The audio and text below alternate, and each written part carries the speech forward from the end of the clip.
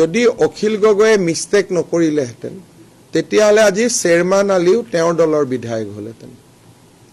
আজি যদি অখিল গগৈয়ে মিষ্টেক নকৰিলেহেঁতেন তেতিয়াহ'লে এইবাৰ ইলেকশ্যনতে তেওঁ এই 19টা কংগ্ৰেছে পোৱা 19টা সিটৰ 4-5টা তেওঁই পালেহেঁতেন। তেওঁ মুখটো কোৱা নাই, মোৰ লগতো কথাই পাতি থাকে দেখোন।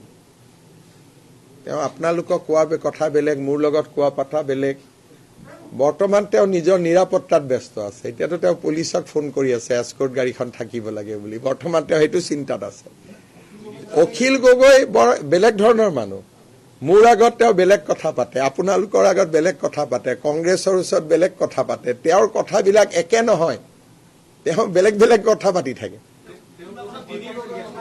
মই নাজানো তেওঁ কিয় এস্কৰ্ট লাগে। আমিতো এস্কৰ্ট পাৰিলে এৰি দিয়াৰ মতলবত থাকো। তেওঁ এতিয়া IGPক SBক ফোন কৰি আছে এস্কৰ্ট। কালিৰ কাৰণেতো মই এস্কৰ্টখন দি দিছিলো। কালি তেওঁ এনেই হুলস্থুল লগাই দিলে যে কৌশল দুৱৰীয়ে তেওঁক মাৰিব বুলি। মাৰিলে নেকি?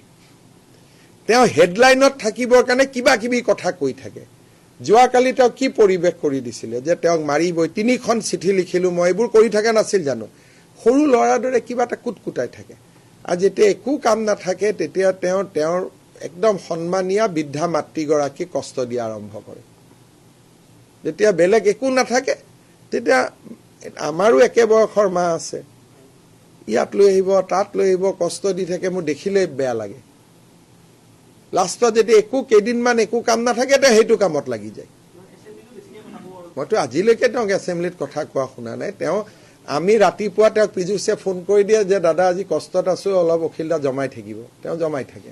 আজিলৈকে আপোনালোকে মোক কওক যে ৰাজ্যপালৰ ভাষণ বা বাজেট বক্তৃতাৰ ওপৰত তথ্য বা গোটেইখিনি গোটাই প্ৰমোদ গগৈয়ে যেনেকে শিৱসাগৰ বিধায়ক কোন আছিল প্ৰমোদ গগৈ ডাঙৰীয়াই যেনেকে বিধানসভাত ভাষণ দিছিলে তেনেকুৱা আজিলৈকে অখিল গগৈ এটাও ভাষণ দিছে নেকি?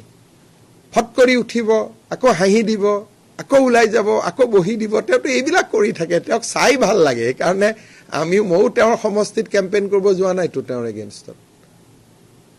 মই এটা সমষ্টিতে হিন্দু প্ৰধান এটা সমষ্টিতে কেম্পেইন কৰিব যোৱা নাই, সেইটো হ'ল শিৱসাগৰ।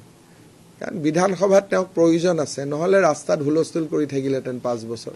তেওঁক নাথাকিলে ভাল নালাগিলেহেঁতেন।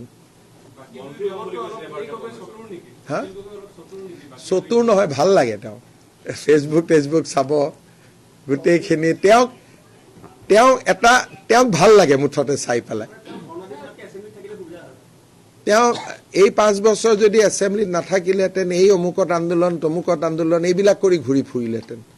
এতিয়া এছেম্বলিতে থাকিব। তেওঁ মনত ভাবে তেওঁ এটা এছেম্বলিত বহুত ডাঙৰ ভূমিকা পালন কৰে বুলি। ঠিক আছে, ভাবি থাকিলে হ'ল।